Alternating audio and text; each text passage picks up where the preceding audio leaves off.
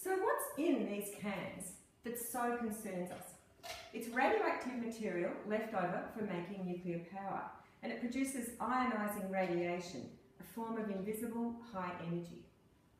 When any living thing gets near it, it causes mutations in our DNA, which causes cells to divide uncontrollably. That's what cancer is. Lots of exposure can cause internal bleeding, problems with blood and bone marrow, and many other types of cancer like leukemia. Exposure doesn't have to happen all at once. The health effects are cumulative. So you can get sick from just a little bit over a long time. It takes over 100,000 years before the risk in these cans is gone. That's longer than humans have been on Earth. For all that time, we and all other living things have to be protected from, shielded from it. The proposal requires that we bring this waste halfway around the world.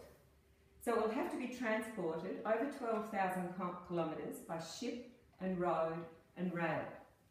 Transport accidents happen every day, everywhere in the world. Ships run aground and sink, trucks collide and run off the road, and trains derail and collide.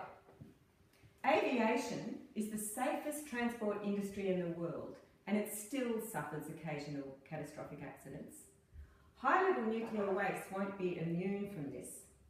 There is opportunity for accidents every step of the way over 70 years of delivery. Due to its dangerous nature, the industry will put in place its best practice to avoid accidents, but they cannot account for human error, or, these days, for human terror. Common sense tells us that the best place for long-term storage is right near where the waste is produced, or at least within the same land mass, not 12,000 kilometres away over the seas. After unloading at the port, the waste will go to the interim storage facility, where it gets repackaged into these dry casks. Here it will sit above ground, exposed to the elements and visible to aircraft and satellites and drones for up to 100 years. The dry casks are said to last between 100 to 200 years. That's quite a range. It tells you that they don't really know. What if they only last 50 years and our deep hole isn't ready yet? They'll sit and eventually leak and have to be managed by whoever follows us. And what does this exposed concentration of of half the world's radioactive waste in one place do to making Australia a terrorist target? Before 9/11, only 15 years ago, we didn't really account for terrorism. What aren't we accounting for now? We know we can't plan for everything, so why bring this entirely avoidable safety risk onto our continent for what is, in human scales, effectively some temporarily dazzling change? Now, to the big hole we have to dig.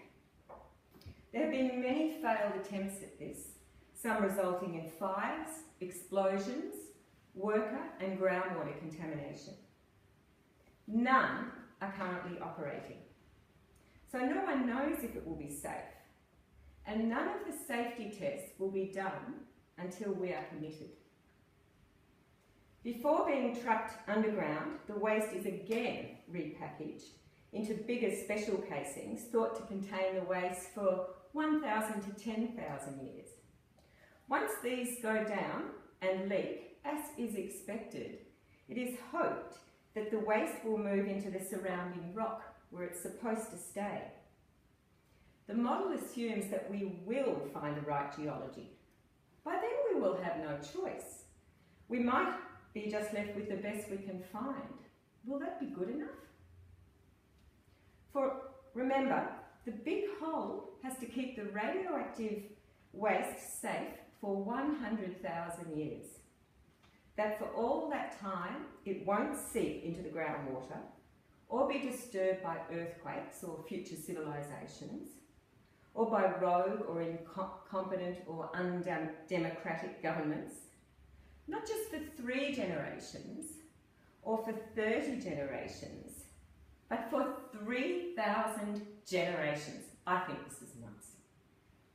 This government has a duty of care to the people and the land of South Australia to keep us safe, not to risk our safety for an industry that continues to produce waste for which there is no safe place to store it.